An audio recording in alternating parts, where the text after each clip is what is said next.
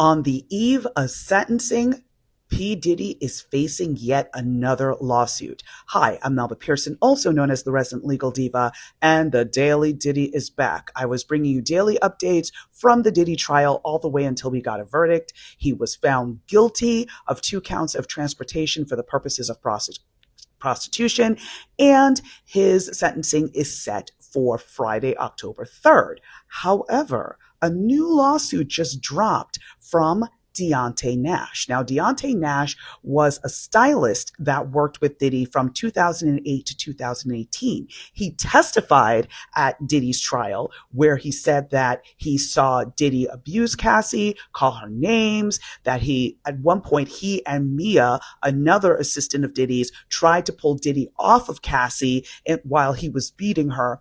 And he spoke about one incident where Cassie had her hair down at an event, and Diddy came and grabbed him, held him up by his jacket and said, her hair needs to be up. And he actually ran around the party looking for pins to be able to do the updo that Diddy demanded.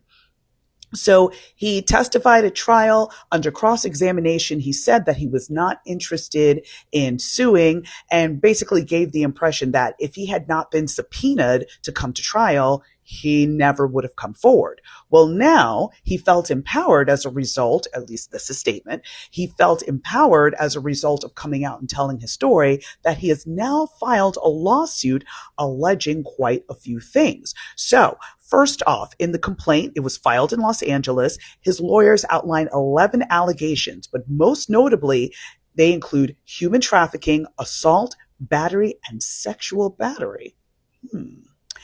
And also, the attorneys are seeking general and compensatory damages, so damages for emotional distress, punitive damages, basically punishment for what that Deonte Nash feels Diddy did to him, of course, the cost of the lawsuit, and lost wages.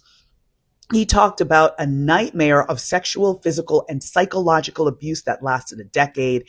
And he said that he endured constant, unreasonable demands and expectations, forced tests of loyalty and manipulation, sexual harassment, sexual assault, physical violence and manhandling, labor trafficking, and threats of harm, including threats of death. It was very interesting to note that he said, "Today I am free from the confinement of his abuse imposed, and I have reclaimed my voice. It is time for the world to confront the truth about the horrific abuse I endured and the lasting impact of Mr. Combs' actions on my life." Woo. Okay. So this is all going to be interesting. And of course, this is not a case that's going to be resolved tomorrow. This is something that's probably going to end up lasting a year or more. It seems that Diddy's attorneys have indicated that they're, of course, going to fight this tooth and nail, and that everybody's just coming out of the woodwork, trying to take advantage, et cetera, et cetera. But, again, very interesting to see how all of this is going to pan out.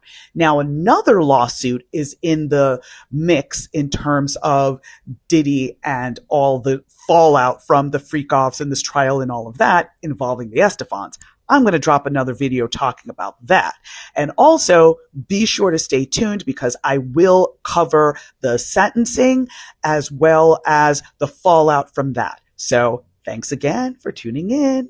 I'm Melba Pearson, also known as the Resident Legal Diva. Make sure to follow and subscribe to my pages on all platforms. Take care. Bye.